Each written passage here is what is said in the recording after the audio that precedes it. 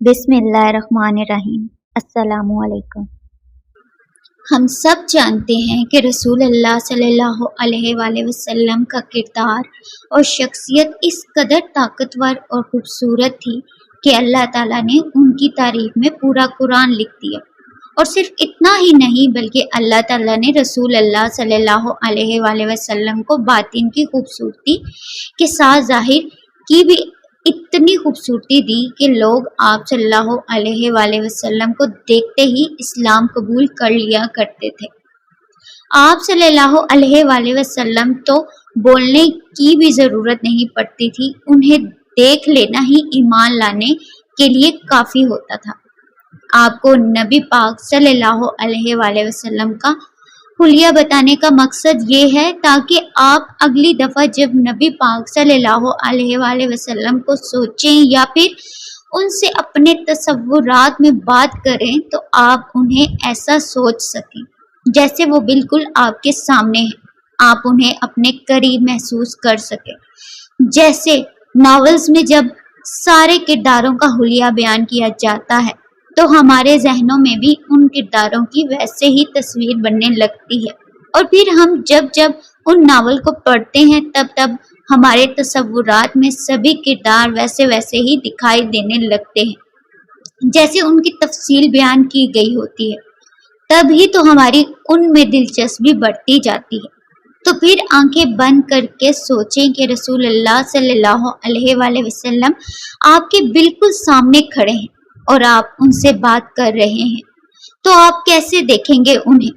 इन सब बातों को सुनने के बाद आप अपने नबी करीम सल्लल्लाहु अलैहि वसल्लम के चेहरे मुबारक, उनके ज़हूर का गुमान कर सकेंगे।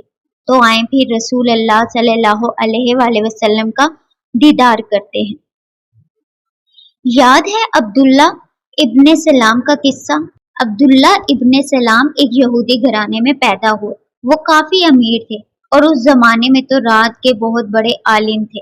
जब रसूलुल्लाह सल्लल्लाहु अलैहि वसल्लम मदीना हिजरत करके आए तो अब्दुल्ला बिन सलाम ने रसूलुल्लाह सल्लल्लाहु अलैहि वसल्लम को देखते ही सलाम कबूल कर लिया और ऐसे वो बहुत मोतबर सहाबी बन गए और रसूलुल्लाह सल्लल्लाहु अलैहि वसल्लम के करीब तरीन साथियों में शुमार हो गए।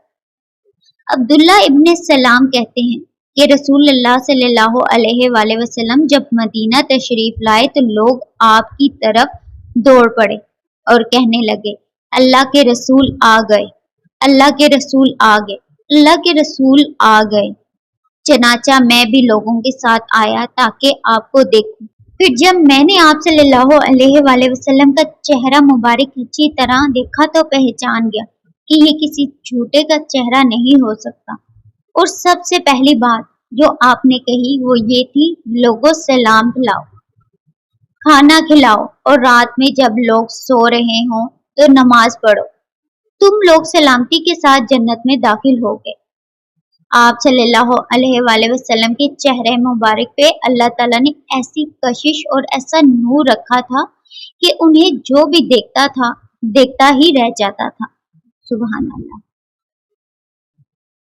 तो फिर आए आज हम रसूल अल्लाह सल्लल्लाहु अलैहि वसल्लम का दीदार करते हैं। शुमाहिल तरमज़ी की किताब में इमाम तरमज़ी रहमतुल्लाह ने मोहम्मद सल्लल्लाहु अलैहि वसल्लम की खूबसूरती का कुछ यूं जिक्र किया है कि अंस इब्ने मुल्क फरमाते हैं कि एक रात मैंने चांद को नबी करीम सल्लल्लाहु अलैहि वसल्लम के चेहरे मुबारक से तशबीह देने की कोशिश की और अपने आप से पूछा कि इन दोनों में से कौन ज्यादा मुनव्वर है। और फिर जब मैंने गौर किया तो देखा कि रसूल अल्लाह सल्लल्लाहु अलैहि वसल्लम का चेहरा मुबारक सहरा के पूरे चांद से भी ज्यादा पुरनूर और खूबसूरत था। कभी आपने पूरा चांद देखा है? पूरा चांद इतना हसीन होता है कि उसके आसपास मौजूद सभी सितारे फीके पड़ जाते हैं और सहरा की तारीकी में जब ये निकलता है तो दिल मोह लेता है। फिर इंसान को इसकी रोशनी के अलावा कुछ भी दिखाई नहीं देता। हमारे नबी करीम सल्लल्लाहु अलैहि वसल्लम का चेहरा उस पूरे चांद से भी ज्यादा पुरकशिश और पुरनूर था।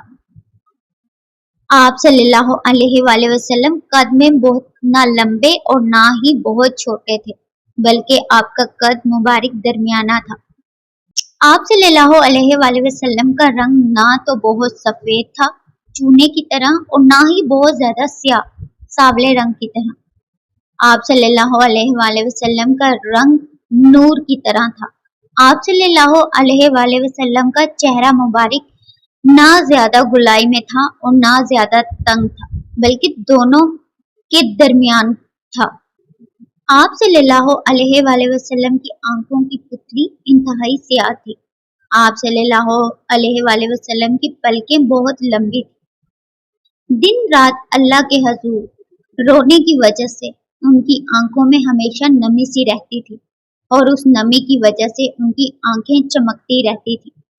ان کی موٹی بھویں تھیں جو ماتھے کے درمیان میں ایک دوسرے سے آپس میں جڑتی تھی، لیکن ان بھووں کے درمیان میں ایک بہت چھوٹی سی لکیر تھی جو ان دونوں بھووں کو علیحدہ کرتی تھی، اور بھووں کو علیحدہ کرنے والی اس چھوٹی سی لکیر سے روشنی چمکتی تھی۔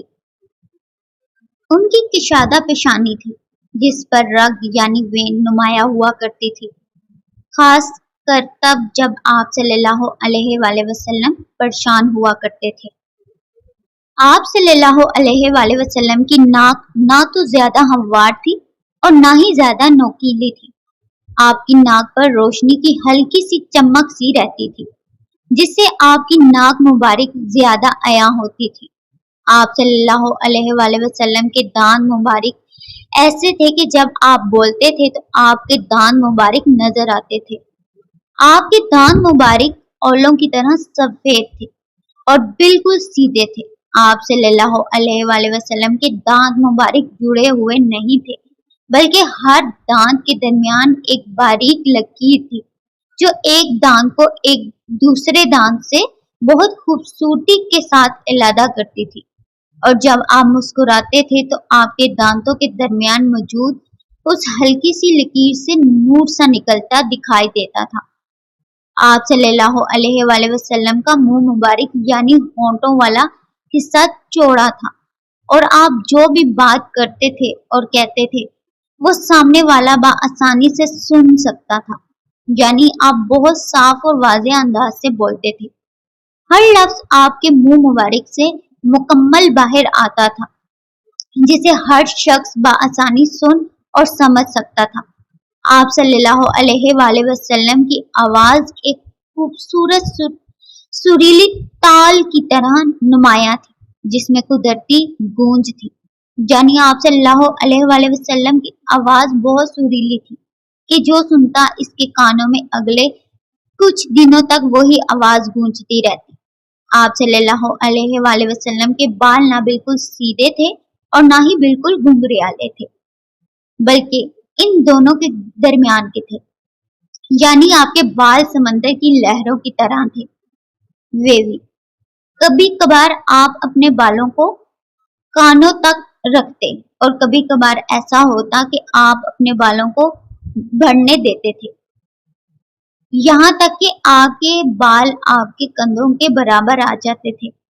البتہ حج یا عمرہ کرتے وقت آپ اپنے بال منڈوا دیا کرتے تھے۔ آپ صلی اللہ علیہ وآلہ وسلم کی گھنی اور بھوری داڑھی تھی جسے آپ روز کنگھی کیا کرتے تھے اور جس کا آپ باقاعدگی سے خیال رکھا کرتے تھے۔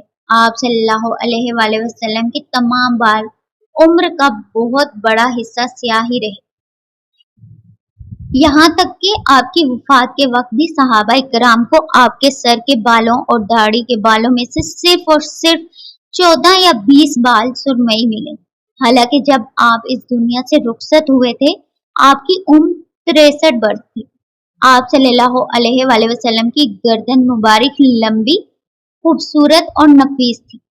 آپ صلی اللہ علیہ وآلہ وسلم کے کندھے، سینہ اور بازو بہت مضبوط اور چوڑے تھے۔ آپ کی وفات کے دن تک آپ کا معدہ اور آپ کا سینہ برابر تھا، یعنی آپ نے اس وقت بھی اپنا وزن برقرار رکھا ہوا تھا اور آپ بالکل فٹ تھے، ماشاءاللہ۔ आपके चेहरे मुबारक और सर मुबारक के अलावा आपके जिस्म मुबारक पर कुछ ज्यादा बाल नहीं थे। आपके सीने पर बालों की सिर्फ एक पतली सी लकीर थी जो आपकी नाक तक जाती थी। आपके मजबूत और चौड़े अज़ा थे, इसलिए आपकी हड्डियां, आपके हाथ और आपके पाँव बड़े थे, लेकिन आपकी एड़ियों पर कोई वजन नहीं था, यानी आपकी एड़ियां ज्यादा मोटी नहीं थी। आपके जिस्म का निचला हिस्सा इतना मजबूत था कि आप बगैर किसी काठी के अपने सवार जानवर पर चढ़ जाते थे। काठी लकड़ी को कहा जाता है। अंस इब्ने मुल्क कहते हैं कि आप सल्लल्लाहु अलैहि वसल्लम के अज़ा रेशम की तरह हमवार थे कि पानी भी उससे फिसल जाता था। सुभान अल्लाह। आप सल्लल्लाहु अलैहि वसल्लम के जिस्म से कुदरती तौर पर बहुत प्यारी महक आती थी। आपके जिस्म से जो पसीना निकलता था उसकी खुशबू इत्र जैसी होती थी। आप सल्लल्लाहु अलैहि वसल्लम से जो भी हाथ मिलाता था वो कहता था कि उनके हाथों से आप सल्लल्लाहु अलैहि वसल्लम की खुशबू दिनों तक नहीं जाती थी। उनके मुंह मुबारक से निकलने वाली सांस से भी फूलों जैसी महक आती थी। सुभान अल्लाह। जो भी उन्हें दूर से देखता था वो कहता था कि उन्हें देखकर इंसान एक लम्हे के लिए रुक सा जाता था और इंसान पर एक सहर सा तारी हो जाता था। हजरत जाबिर रज़ियल्लाहु ताला अन्हा फरमाते हैं कि मैं एक मर्तबा चांदनी रात में रसूल अल्लाह सल्लल्लाहु अलैहि वसल्लम को देख रहा था। रसूल अल्लाह सल्लल्लाहु अलैहि वसल्लम उस वक्त सुर्ख जोड़ा ज़ेब तन किए हुए थे। मैं कभी चांद को देखता और कभी आप सल्लल्लाहु अलैहि वसल्लम को। बिलाखिर मैंने ये ही फैसला किया कि रसूल अल्लाह सल्लल्लाहु अलैहि वसल्लम चांद से कई ज्यादा हसीन और जमील। सुभान अल्लाह। नबी सल्लल्लाहु अलैहि वसल्लम के बारे में सबसे मशहूर चीज उनकी मुस्कुराहट। वो हमेशा मुस्कुराते रहते थे, फिर चाहे आप खुशी की हालत में होते या फिर गम की हालत में। अब आप सब सोच रहे होंगे कि ये कैसे मुमकिन है कि आप सल्लल्लाहु अलैहि वसल्लम अपनी मुस्कुराहट की वजह से सबसे ज्यादा मशहूर थे, जबकि कुरान और अहादीस में कई जगहों पर यह जिक्र आया है कि आप सल्लल्लाहु अलैहि वसल्लम अपने लिए और अपने उम्मत के लिए सबसे ज्यादा रोया करते थे और उनकी जिंदगी का एक बड़ा हिस्सा परेशानियों और आजमाइशों में गुजरा। अल्लाह पाक फरमाते हैं कि मैं इंसानों को खुशी और गम देकर आजमाता हूँ ताकि मुनाफिक और मोमिन की तमीज हो जाए। जो इन दोनों हालतों में यानी गम और खुशी की हालत में अल्लाह की अताअत करता रहेगा, मुस्कुराता रहेगा, मोमिन वही है।